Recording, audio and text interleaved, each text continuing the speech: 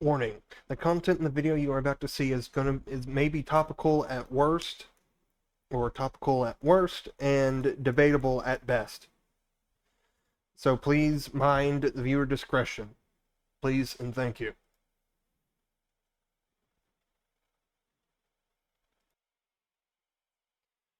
"16 years ago, we first stepped into the Golem Tower and first had our first run-in with Malistaire Drake of the Death School. However, it has still been those exact 16 years ago that free-to-play players were first met with the god-forsaken screen of the Wizard101 Wizard City paywall. So today I am going to be talking about just that. And note that while this is being recorded on April 1st, 2024, this is not an April Fool's video. I am actually talking about a real discussion here. Over the past year and a half, I have been going on Twitter X and saying that KingsIsle needs to lift the restrictions on the first story arc in Wizard101.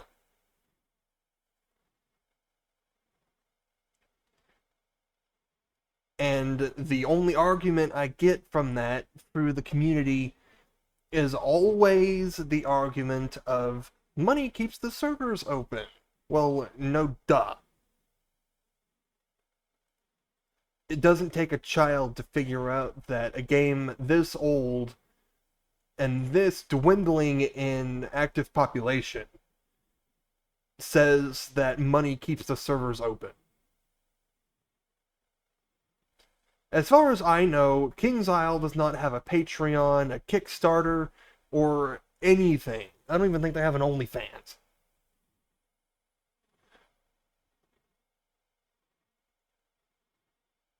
But most of the money that KingsIsle is earning is through the first arc, which is obscene. Because here in 2024, we just got a brand new expansion into the second story arc, being Walaru. But newsflash, new players still can't even get into Cyclops Lane.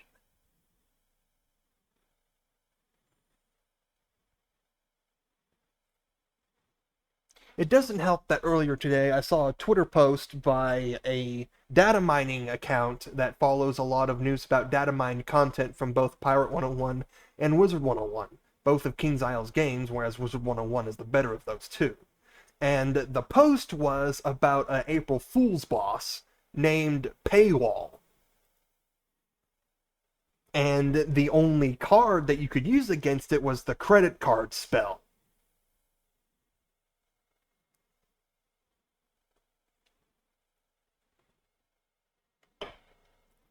I'd show an image on the screen, but a lot of people would probably think I'm false advertising because that boss doesn't exist. You could tell that someone just made it.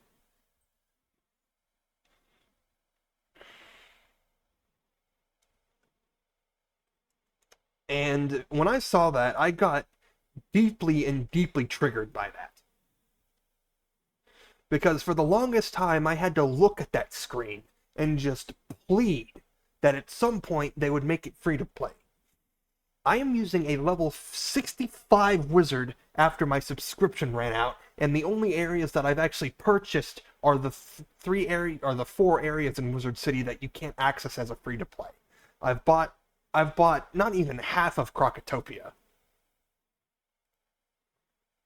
And understand, I've had those areas bought for over a couple years, at least 3 years. I've had those areas bought, and those areas are still not able to be accessed by new free-to-play players. I don't know about you guys, but the last time I checked, I don't know. I feel like a lot of the newer MMO games are all entirely free to play with no restrictions on what areas you can access if you don't have a DLC.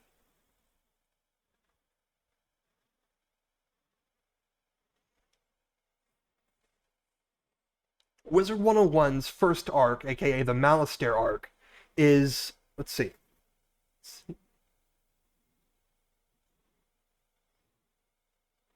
is 5 worlds long, not counting Grizzleheim, considering that has its own story. But we are at least 16, we are at least 11 worlds into this game, and the first 5 are still paywall. That is Wizard101's issue with the paywall. KingsIsle just loves blocking players that can easily breeze through 7 levels. Understand, I was in that situation at one point. I was in a situation where all I could do is go onto Triton Avenue and farm the Kraken every day of my life. Because not everyone has money, especially not in this day and age where the economy is so unbelievably face-fucked.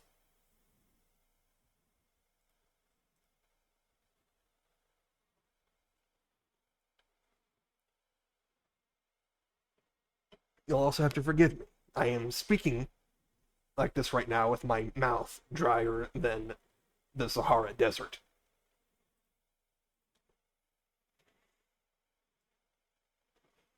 With me, I have a friend of mine who also plays Wizard101. However, he is currently restricted to his play areas because of the paywall issue.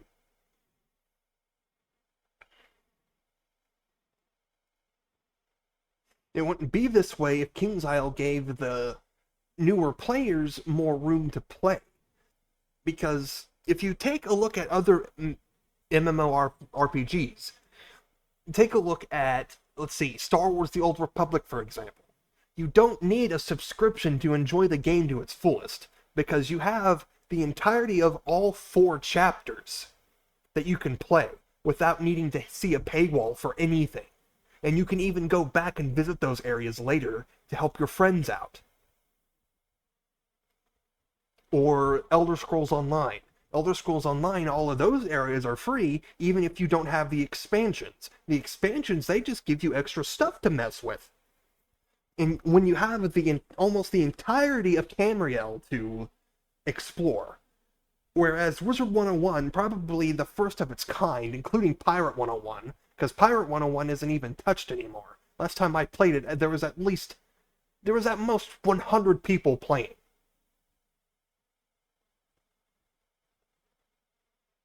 And I do not think it's even worth keeping the servers open for Pirate 101. Because you can't even get anywhere. Like, it's just not worth it, in my opinion. But I'm getting off track. Let me get back onto the discussion. The rant I've been going on for the past year and a half is that KingsIsle needs to make the first arc completely free. I don't care about the Grizzleheim stuff, because Grizzleheim is its own story. Like I've said, Grizzleheim has at least 4 stories in one world, which is amazing in its own right. But it just doesn't make sense that KingsIsle needs to lock the main 5 worlds, being Wizard City, Krokotopia, Marleybone, Mushu, and Dragonspire, behind paywalls.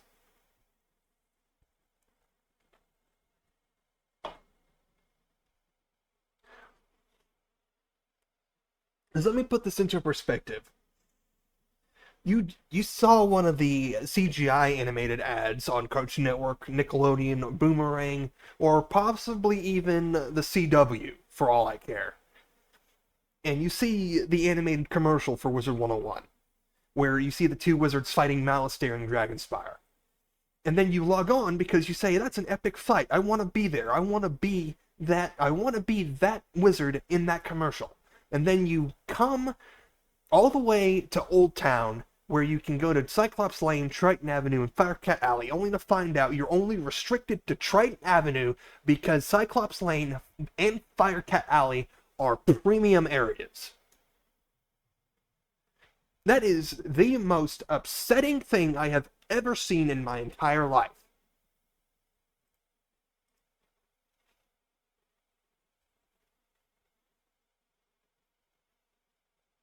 I do want to remind everyone that there was a point where Pirate 101 had to actually increase the free-to-play area to give players extra stuff to do.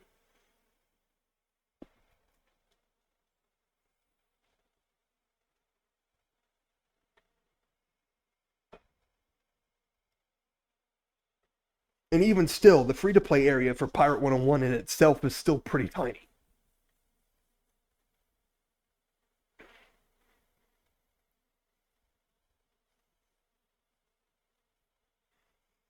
Where Pirate 101 at this point isn't even worth playing because of how small the free-to-play area is. Last time I ever played Pirate 101 was when I had a membership, and I actually had fun doing that. But at the same time, I was losing $10 a month. Which, granted, of course, that's not much. But in this day and age, $10 can barely get you anything.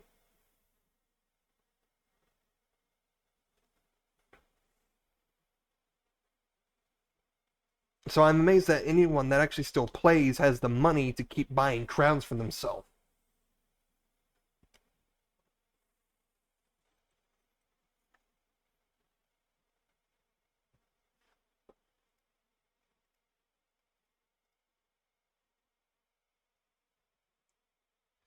I have a guest here with me right now. I do not know if he's actually at his computer, but he's a friend of mine, and he's also a fellow content creator. I actually have stuff planned. I have stuff planned to do with him over the next couple years.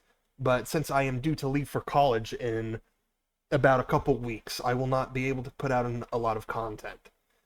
But I will do my best to put some stuff out, including this video. I want you guys to hear his opinion. He will also be talking about it on his channel, which will be linked in the description, the info card, and the end screen.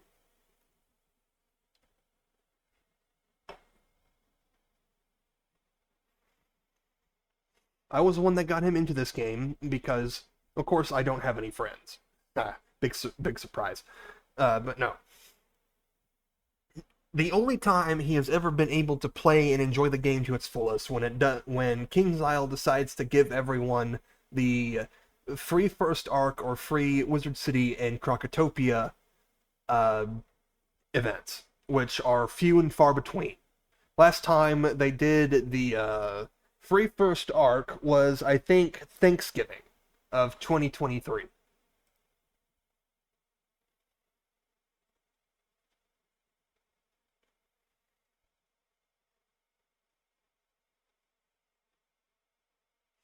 And I have not seen them do it since then.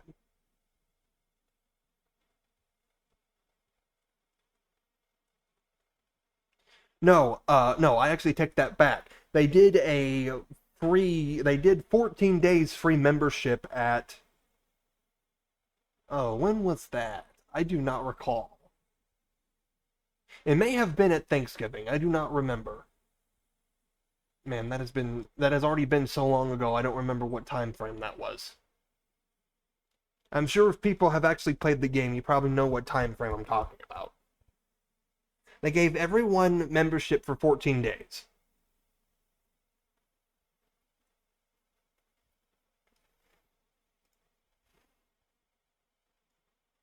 And granted, I actually felt like I could play the game again, because I was able to get a lot of my wizards up to a higher level.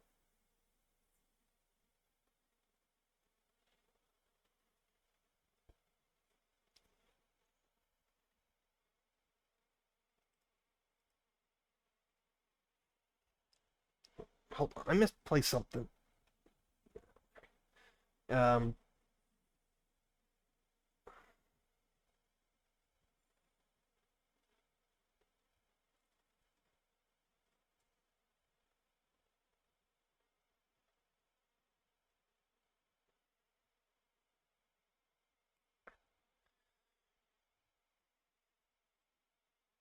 Sorry, I'm just taking a long breather.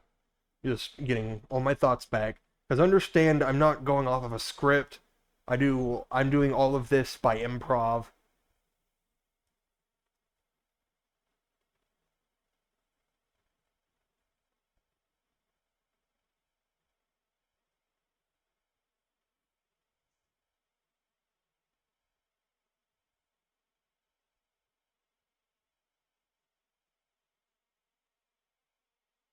Okay, I have just heard back from my special guest, and he is currently waiting on standby.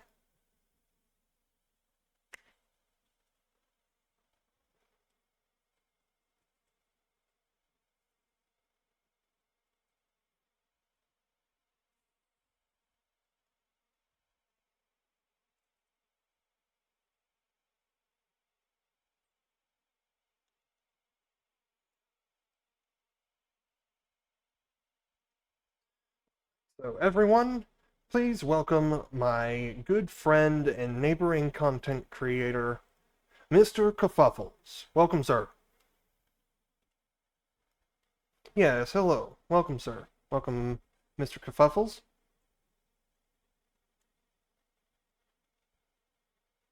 Hello? Ah.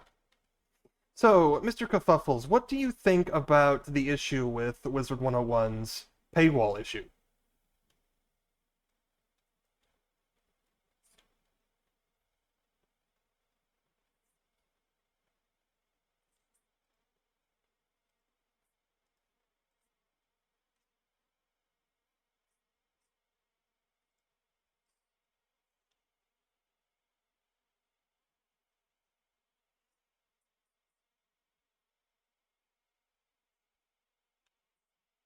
Pirate 101 as well. It's halting the progression with players that want to continue onward, but yet having this paywall blocking them, it's not going to give them much kind of a way to keep going. So, Mr. Kerfuffles, I want to ask you, do you know when specifically it was that Wizard101 came out? What year it was? Oh, God. This was like, what, early 2010s? 2008, specifically. Really? It has been 16 years since Wizard101 first came onto the internet. And it has also been those exact same 16 years that free-to-play wizards alike have been running into this exact same screen for over 16 years. Oh, yeah. I was just a wee child when I first even saw commercials for Wizard 101. It did strike interest in me, but even then, I didn't really have much of a capable computer to play it on. And, well, it was hard for me to even try and play as is. With only one family computer to use, and also dealing with school and whatnot. So, Mr. Kerfuffles, I ask you, do you think it would be very beneficial to both KingsIsle and the Wizard101 community as a whole for KingsIsle to make the entirety of Arc 1, counting Wizard City, Krokotopia, Marleybone, Mushu, and Dragonspire all free-to-play access? Well, since you were the one who helped me get into this game, along with helping me out throughout most of my entire time getting through Marleybone and even having my own time going into Mushu, I really do believe that it should be more of a free to play for starting wizards. I would believe that, yes, Arc 1 of Wizard City and going into Marleybone Mushu should be free to play. It would give players a benefit to get more interested into the game. It would make them feel like they would want to continue onward with Arc 2 and whatnot as the story continues onward. I would like to bring to your attention that just recently, I believe it was sometime in December of 2023 last year, that we got the newest world for the third story arc, being Walaru. Really? Does that disturb you that we have gone almost an entire another arc without having free-to-play access for new wizards all the way through Arc 1? This really does disturb me quite a lot. We've been through this for so long, and yet nothing has been brought to our attention for any kind of free areas to be given to players. Unless it's going to be like a special event where it's only for a limited time. Yes, before I turned your receiver on your end, I was just referring to the events of both Free Marleybone, no, excuse me, Free Wizard City and Crocotopia, along with the Free First Arc events. I see. I also mentioned that they were doing the 14th free days of membership, which I believe was. Do you remember when that was? I do know it was sometime in 2023. Ah, that I'm also trying to remember. Ah, man. I want to say it was around. Ah, jeez. Really having me think hard on this. Well, I do want to say that even though we do have those little events, that it is Yeah. not enough to maintain a stable player base for King's Isle, Oh, it is not. considering you have other games that have a much healthier player base with even though that they're run by either shadier companies or shadier maintenance or even just a shadier game overall. One such Like, game I want to mention, well, two games, for example, that are two complete opposite ends. One being, as such, Team Fortress 2 by Valve Software. Ah, yes, TF2. Our well-loved FPS shooter that many fans of the game still love and play to this day. I would like to mention to everyone watching that Team Fortress 2 has been in a recession recently. Oh, yes. Now, a lot of people may be thinking I'm talking about the player count, which I am, but I want to acknowledge this to everyone. The player count doesn't just count actual players, it counts people that are using multi-boxing to create multiple instances of the game, which are also Yep. known as cheaters and or sniper bot owners. Yes, Which the bot crisis still goes on to this day, and yet we get nothing. indeed it has. Understand that Team Fortress 2 is younger. No, I want to take that back. It is older than Wizard101 by a year. Oh, yeah. However, the issue that lays with Team Fortress 2 is that it has so little people working on it that it cannot be maintained fast enough for it to be a healthy environment.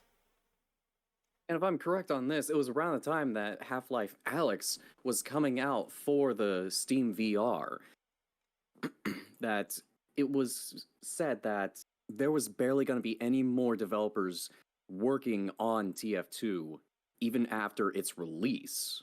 Yes, you are actually correct on that. As it stands, there is what people have dubbed a skeleton crew working on Team Fortress 2. And that And with is this skeleton deeply crew, that is very deeply concerning. very much concerning. Because with the skeleton crew, it's basically going to let any kind of development work be in progress. We're not going to be seeing much of anything being done about the game, or with the still going on bot crisis that still plagues the game, which really saddens me because even then, TF2 will always be a fun and classic game to always go to. But with the stuff that still goes on, it is hard to try and keep that player base stable. Because even when there's specific events or like holiday events, such as for Halloween or Smithmas, you're definitely going to be seeing numerous bots no matter what server you go into. That is correct, and I do want to point out to everyone that even though Team Fortress 2 is a very not well maintained video game, it still has a very stable community of actual people. That's right. However, if you look at Wizard 101, it's only returning players or ones that have already beaten the game. Only those that have beaten the entire thing. Up all the way to the first expansion, which is Arc 2, counting Celestia, and the new arc in Arc 3, counting Laru. Interesting. I have seen few and far between newer players that are not just alternative accounts. Because I do want to tell you that there are people that do make alternative accounts just so they can play this game and farm things better.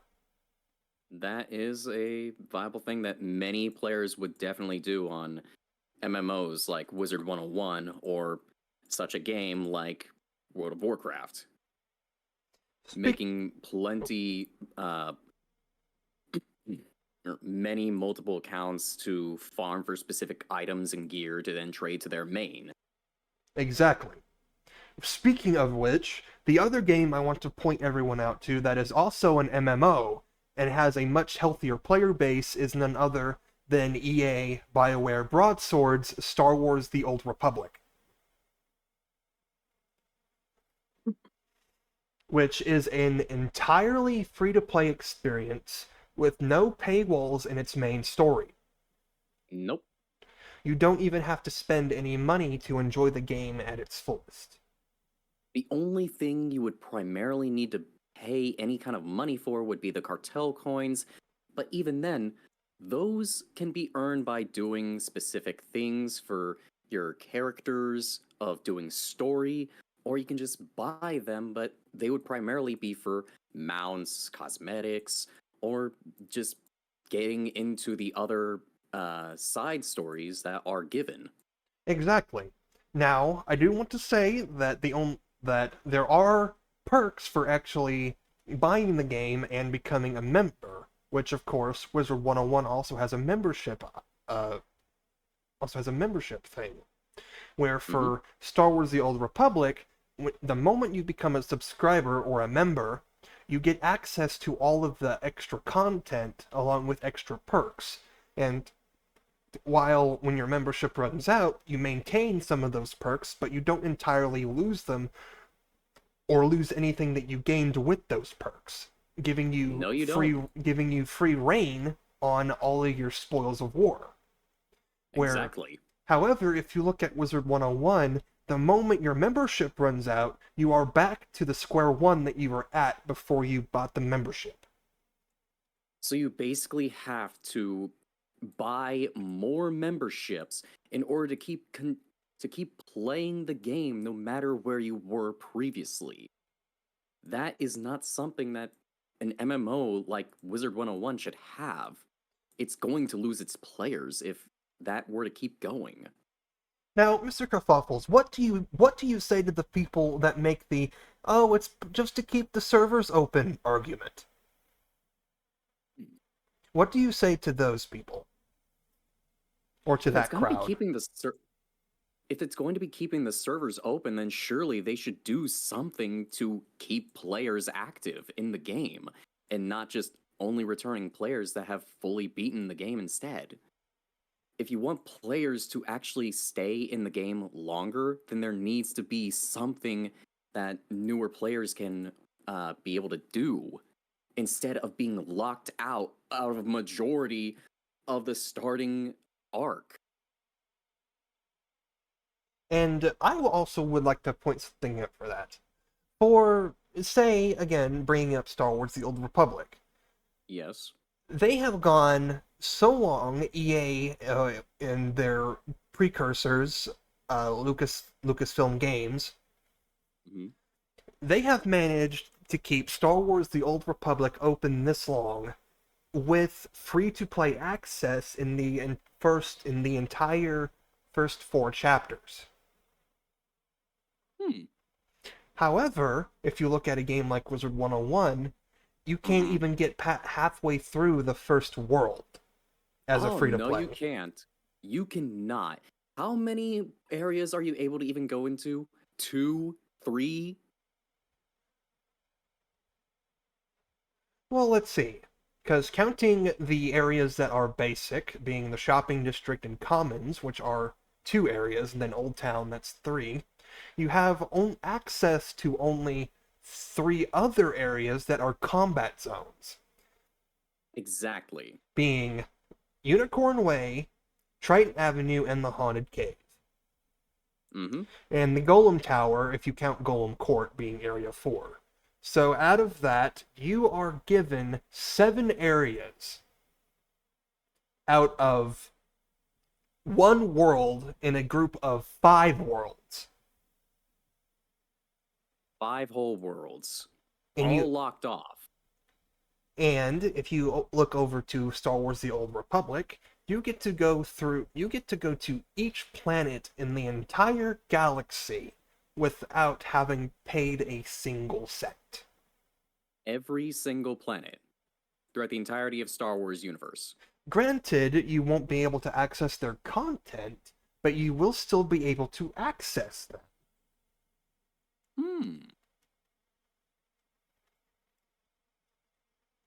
Now that would make me want to play Star Wars more than Wizard101 if I'm going to be getting more bang for my buck. Exactly. Because if I want something that is going to keep me active in this game, I want it to be something where I can have constant interaction with the game. I want to be able to actually do something, not be held back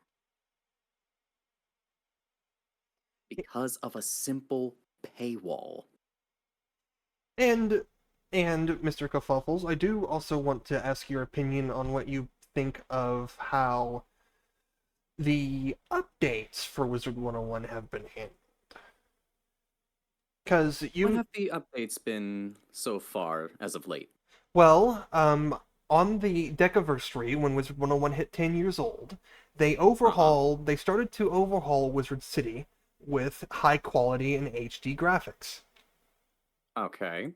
And then they So that implemented the classic mode feature, which reverted all of those textures to their original texture. Now that is something to go back to an old classic time when it first released, being able to see the classic designs once again.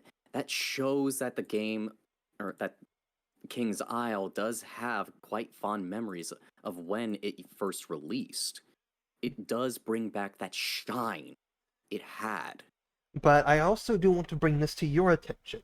So far, Oh? every area in Wizard City has been overhauled. However, no other world besides Wizard City, ever since that 10-year anniversary, being almost, let's see, it is 2024 now. It hit its Decaversary in Mhm. 2018. So, 6 years ago, 6 years. Wizard City has been the only area in the entire game to get high quality textures and models. No other zone. Krokotopia, Marleybone, Mushu, and Dragonspire still have their launch textures. I see. And there has also been some overhauls with the combat and the spells. Just recently, they have started to upgrade the spells with higher quality graphics and animations. However, a few select spells of each of the 7 schools have been touched. Which ones would those be? Well, they mostly consist of all of the rank 1 spells of all 7 schools, most of the rank 2 spells, and maybe one select. Yes, one select spell of the rank One. 3 class. One. Being the shark spells for the elemental schools. Just that one? Because the other rank 3 spells, such as the Cyclops, the Locust Swarm, the Nature's Wrath,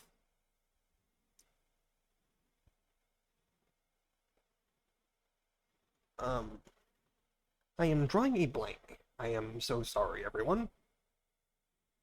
Take your time. I would probably have to go to Ravenwood to relearn some of my school knowledge. But on this topic, only one of those rank 3 spells has been upgraded with HD textures and HD with new sounds, animations, and particle effects. Where all the other spells were left in the dust, and some of the models still haven't been updated properly. Really? Colossus Boulevard, an area that you sadly do not have access to, is the area in Wizard City that features the Gobbler entity, or Gobbler enemy. Mm-hmm. And right. they come in slim figures and fat figures, or chubby figures, if you will, to be a little bit more Yes. sensitive to the viewers.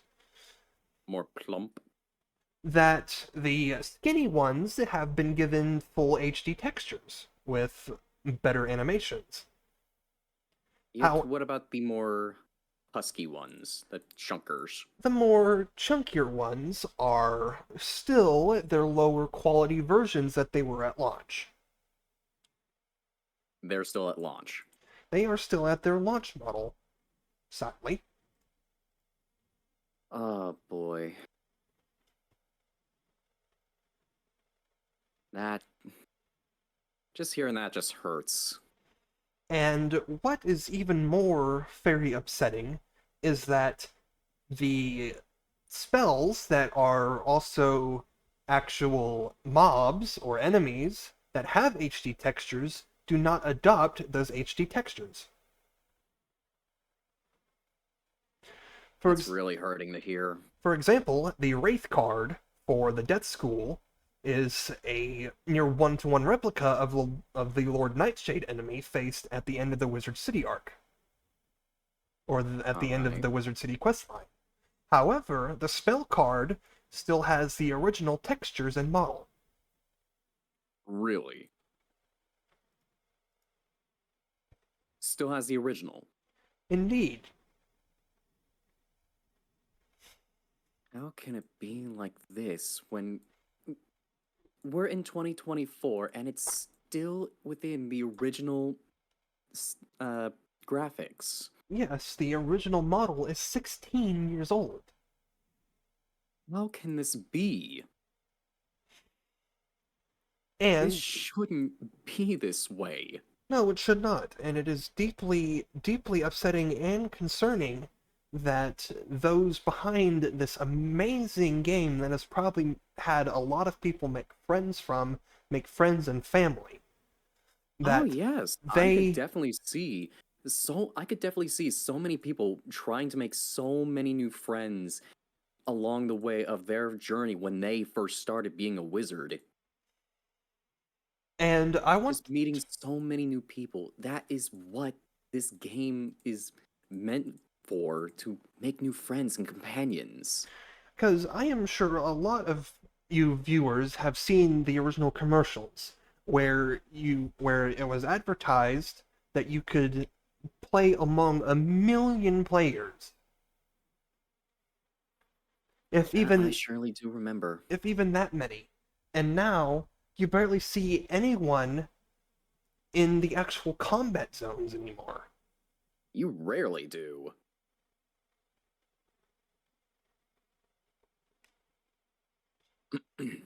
And Speaking of which, earlier we were trying to farm for which boss was it again?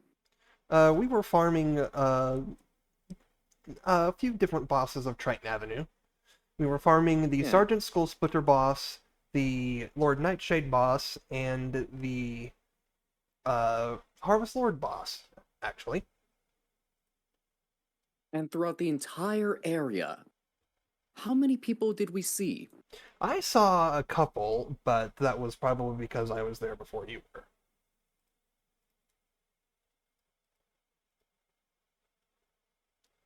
But at least give a rough estimate, at best. Well, if I were to guess on how many new players there were, based on what they were wearing, I would say Mhm. 4. 4 new players. Oh boy. That is surely something. Just 4 players, and yet the rest were most likely those that have been returning players.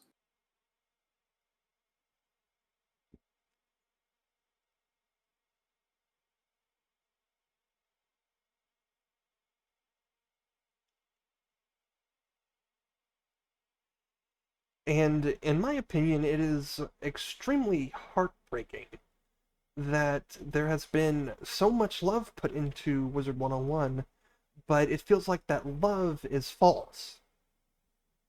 It's starting to drain away all the love and support that so many players wanted to show and to give this game and the company.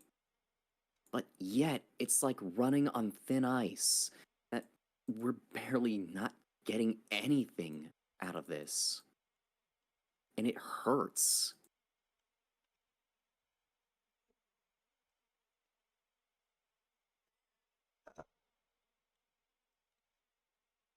Well, I would love to thank you for your time here, Mr. Kerfuffles. However, I am running a little bit constrained on my time. I was not aware of how long my video was going.